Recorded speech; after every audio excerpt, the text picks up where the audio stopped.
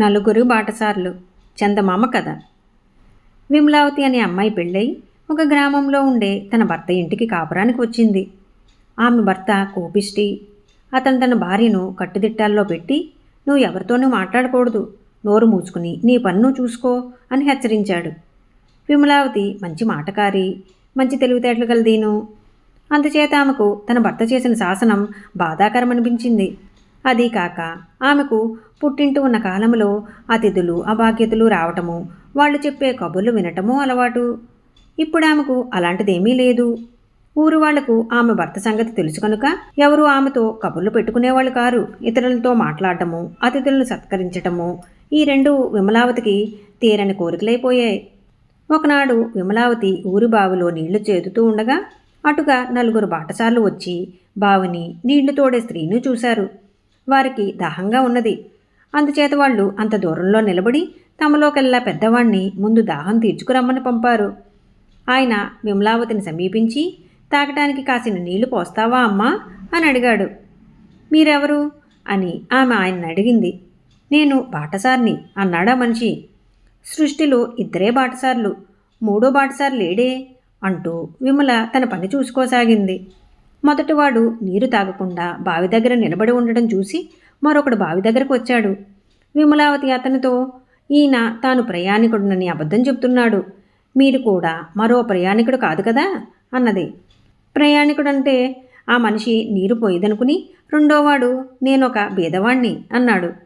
ప్రపంచంలో రెండు రకాల బీదవాళ్లే ఉన్నారు, అందువల్ల మీ మాట నిజం కాదు అంటూ విమలావతి తన పని తాను చూసుకోసాగింది. మరికొంతసేపటికి మూడోవాడు బావి వద్దకు వచ్చాడు. విమలావతి అతనితో, వీరిద్దరూ ప్రయాణికుణ్ణని బీదవాణ్ణని అబద్ధాలు చెప్పారు, మీరెవరు అన్నది. నేనొక మూర్ఖుణ్ణి అన్నాడు మూడోవాడు. అబద్ధం, ప్రపంచంలో ఇద్దరే మూర్ఖులున్నారు అంటూ విమలావతి తన పని తాను చూసుకోసాగింది. చివరకు నాలుగోవాడు కూడా బావి వద్దకు వచ్చాడు. నువ్వెవరినైనా? వీళ్ళు ముగ్గురు ప్రయాణికుణ్ణని బీదవాణ్ణని మూర్ఖుణ్ణని అబద్ధాలు చెప్పారు, నువ్వైనా నిజం చెప్తావా అని విమలావతి అతన్ని అడిగింది. నేను బలవంతుణ్ణి అన్నాడు నాలుగోవాడు. ప్రపంచంలో ఇద్దరే బలవంతులున్నారు, నువ్వు కూడా అబద్ధం చెప్పావు అని విమలావతి తన బట్ట పిండుకోవటం పూర్తి చేసింది.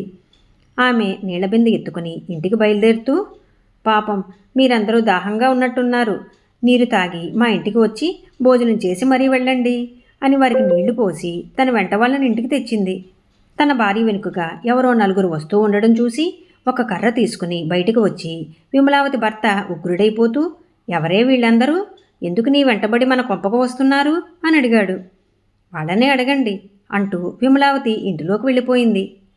అయ్యా, మేం ప్రయాణికులం, దాహం వేస్తే మీ ఆవిడను నీరు అడిగాం, భోజనానికి పిలిస్తే వచ్చాం, నువ్వు ఇలా కర్ర తీసుకుని మా మీదకి రావటం మర్యాద కాదు అన్నారు ఆ ప్రయాణికులు.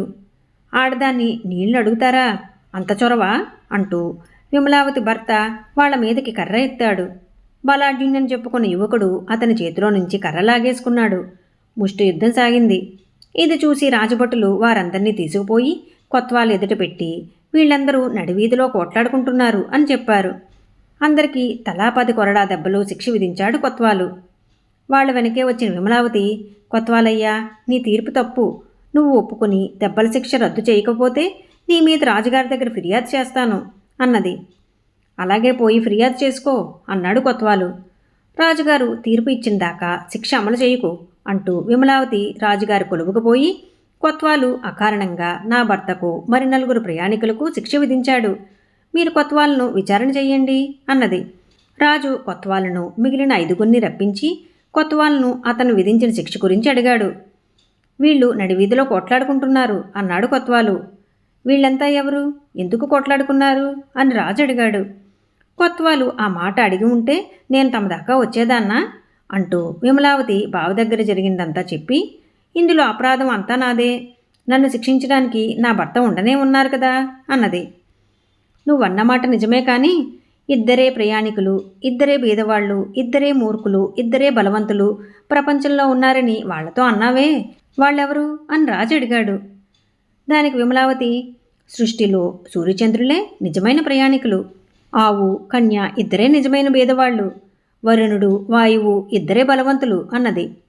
ఇద్దరు మూర్ఖులు ఎవరో చెప్పావు కాదు అన్నాడు రాజు. సంగతి సందర్భాలు తెలుసుకోకుండా తీర్పు ఇచ్చినవాడు, ఇంటికి వచ్చిన వాళ్లపైన కర్ర ఎత్తినవాడు నాకు తెలిసిన మూర్ఖులు మహారాజా అన్నది విమలావతి.